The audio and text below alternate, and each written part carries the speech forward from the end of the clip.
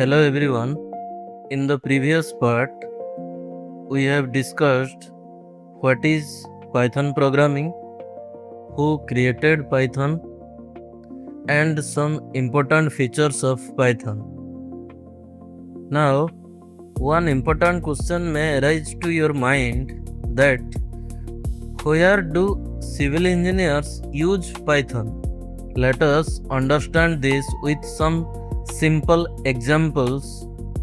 So first of all, let us see one of the specialized area of civil engineering, that is structural analysis. In the area of structural engineering, we perform many calculations like beam calculation, matrix calculation, and FEM analysis, like more. Sometimes these calculations become very lengthy and repetitive. So to overcome this lengthy and repetitive process, the Python can help engineers to solve these calculations quickly and easily. Let us move to another specialized area, that is transportation engineering. Here in this area, Python is useful for traffic data analysis, PCU estimation, speed analysis, and traffic simulation.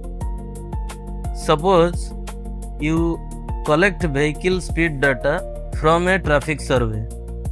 Now the Python programming can quickly calculate average speed and flow values from your collected data. Now coming to another application area, that is hydrology and hydraulics. In this field, engineers work with rainfall data, discharge data, and water level data.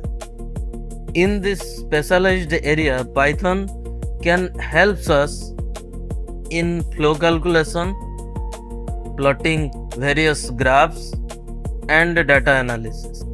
In case of geospatial integration, Python also works with GIS and mapping software, and it maintains the coordination between GIS and mapping software.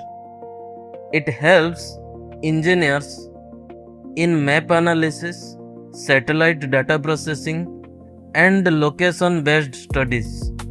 Now finally, come to the project management area of civil engineering. So generally, civil engineers handle many reports and Excel files related to their projects. Here in this case, Python can automate all the repetitive work for a project, like reading Excel data, preparing reports, and organizing project information. By using Python program for automation of these repetitive tasks, saves time and reduces manual work. Now let us understand another important concept in Python called variables.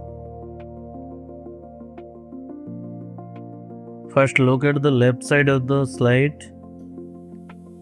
Suppose in a civil engineering laboratory, different materials are stored in different containers.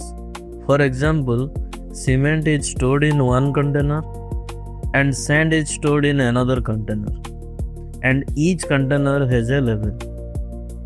Why do we use labels?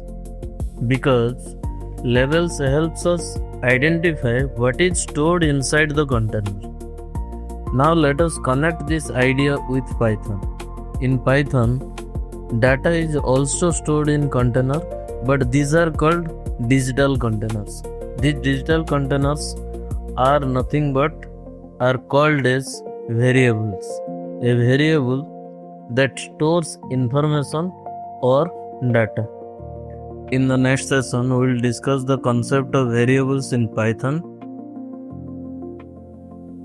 We will learn about what variables are and how to create variables and how do we use them in practical civil engineering problem.